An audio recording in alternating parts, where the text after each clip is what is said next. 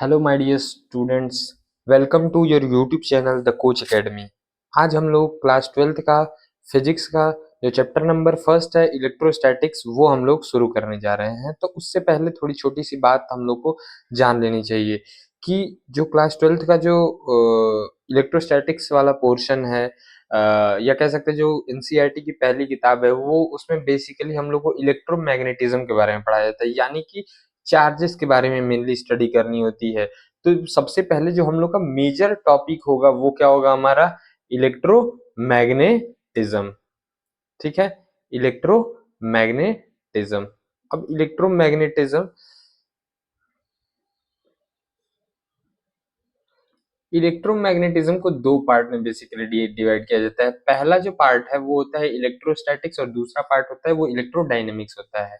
अब इलेक्ट्रोस्टैटिक्स हमारे फिजिक्स के चैप्टर नंबर फर्स्ट का ही नाम है, ठीक है।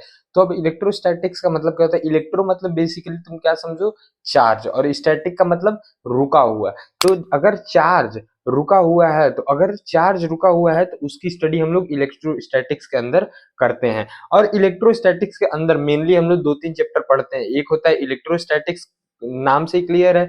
दूसरा हम गॉस लॉ पढ़ेंगे। तो एनसीईआरटी में देखो तो इलेक्ट्रोस्टैटिक्स और गॉस लॉ एक ही में दिया गया है।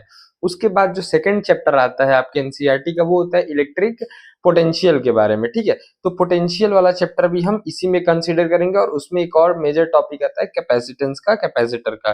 तो वो हम लोग यहाँ पे इलेक्ट्रोस्टैटिक्स के अंदर कवर अप करेंगे, ठीक है।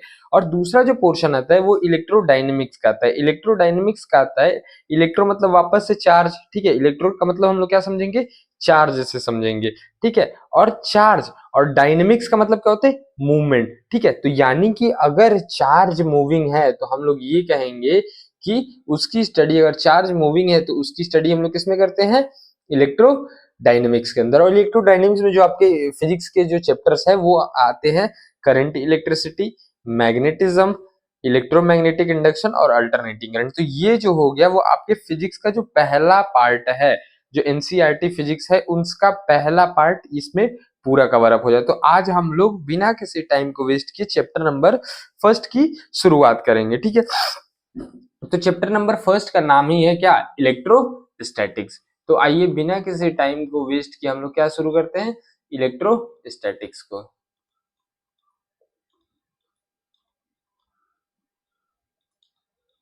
अब नाम से तो क्लियर ही हो गया होगा, इलेक्ट्रोस्टैटिक्स का मतलब क्या होता है, चार्ज एट रेस्ट। तो सबसे पहले चार्ज के बारे में पढ़ते हैं कि आखिरकार चार्ज क्या होता है, ठीक है। चार्ज के बारे में आप लोग बचपन में पढ़े होंगे, बचपन यानी कि आपका क्लास 10th है, ठीक है। तो 10th में पढ़े होंगे। तो चार्ज क्या होता है, चार्ज क्या होता है, ये एक ऐसी फंडामेंटल क्वांटिटी होती है, यानी कि हम लोग कह सकते हैं ये क्या है, फंडामेंटल क्वांटिटी है।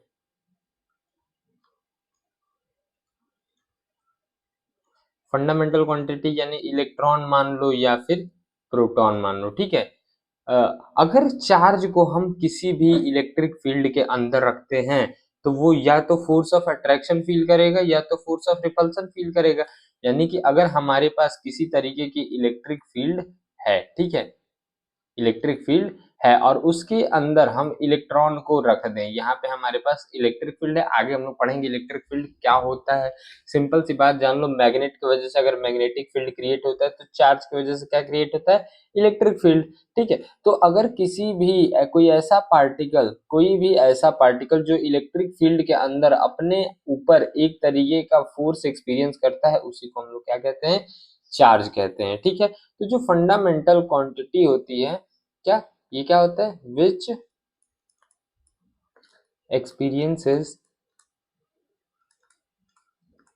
a force in presence of